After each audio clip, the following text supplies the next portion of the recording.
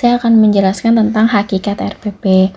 RPP atau Rencana Pelaksanaan Pembelajaran adalah rencana yang menggambarkan prosedur dan perorganisasian pembelajaran untuk mencapai satu kompetensi dasar yang ditetapkan dalam standar isi dan dijabarkan dalam silabus.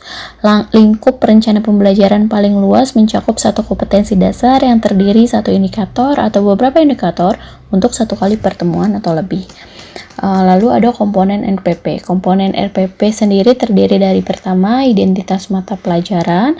Identitas ini meliputi satuan pendidikan, kelas, semester, program studi, mata pelajaran atau pokok bahasa dan jumlah pertemuan. Yang kedua, standar kompetensi. Standar kompetensi ini merupakan kualifikasi kemampuan minimal peserta didik yang menggambarkan penguasaan pengetahuan, sikap, dan keterampilan yang diharapkan dan dicapai pada setiap semester. Yang ketiga ada kompetensi dasar. Kompetensi dasar merupakan kemampuan yang harus dikuasai peserta didik dalam mata pelajaran tertentu sebagai rujukan penyusunan indikator kompetensi dalam satu pelajaran. Yang keempat, indikator pencapaian kompetensi. Ini merupakan perilaku yang dapat diukur atau diobservasi untuk menunjukkan ketercapaian kompetensi dasar tertentu yang menjadi acuan penilaian mata pelajaran. Yang kelima, tujuan pembelajaran. Tujuan ini menggambarkan proses dan hasil belajar yang diharapkan dicapai oleh peserta didik sesuai dengan kompetensi dasar. Yang keenam, materi ajar. Yang ketujuh, alokasi waktu. Yang kedelapan, metode belajar. Yang kesembilan ada kegiatan pembelajaran. Kegiatan pembelajaran sendiri dibagi jadi tiga, yaitu kegiatan pembelajaran pendahuluan, kegiatan pembelajaran inti, dan kegiatan pelajaran penutup. Kegiatan pendahuluan ini berisi tentang motivasi untuk menyemangati atau membangkitkan motivasi dan memfokuskan perhatian peserta didik dalam pembelajaran. Lalu ada kegiatan inti, pembelajaran, dan penutup. Penutup ini berupa kegiatan yang dilakukan untuk mengakhiri aktivitas pembelajaran yang dapat dilakukan dalam bentuk rangkuman atau simpulan. Yang ke-10 ada penilaian hasil belajar. Yang ke-11 ada sumber belajar. Lalu ada prinsip-prinsip penyusunan RPP. Yang pertama, prinsipnya itu kita harus memperhatikan perbedaan individu peserta didik. Yang kedua, mendorong partisipan aktif peserta didik. Yang ketiga, mengembangkan budaya membaca dan menulis dalam proses belajar. Yang keempat, memberikan umpan balik dan tindak lanjut. Yang kelima, keterkaitan dan keterpadanan. Yang keenam, menerapkan teknologi informasi dan komunikasi. Lalu ada langkah-langkah dalam penyusunan RPP. Ini terdiri dari 7 komponen.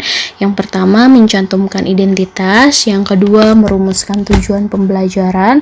Yang ketiga, menentukan materi pembelajaran. Yang keempat, menentukan metode pembelajaran.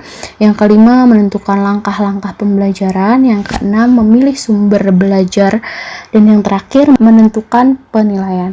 Saya akan menjelaskan tentang tujuan RPP dalam pembelajaran. Yang pertama, mempermudah, memperlancar, dan meningkatkan hasil proses belajar mengajar. Kedua, guru akan mampu melihat, mengamati, menganalisis, dan memprediksi program pembelajaran sebagai kerangka kerja yang logis dan terencana. Lalu ada fungsi rencana pembelajaran adalah sebagai acuan bagi guru untuk melaksanakan kegiatan pembelajaran agar lebih terarah dan berjalan secara efektif. Baik teman-teman, saya akan melanjutkan presentasi kelompok kami tentang rencana pelaksanaan pembelajaran. Dalam sebuah RPP adalah nyawa dari seorang guru. Kenapa? Ketika seorang guru sudah membuat RPP dengan baik, maka semakin tinggi rasa percaya dirinya. RPP memiliki beberapa komponen penting di dalamnya. Yang pertama adalah identitas. Identitas terdiri dari identitas sekolah, mata pelajaran, kelas, semester, materi pokok, dan alokasi waktu. Berikutnya, dilanjutkan dengan kompetensi inti, kompetensi dasar, serta indikator. Komponen berikutnya, tujuan pembelajaran, kemudian materi pembelajaran, metode dan model pembelajaran, media, alat dan bahan, sumber belajar, langkah-langkah pembelajaran, dan terakhir penilaian.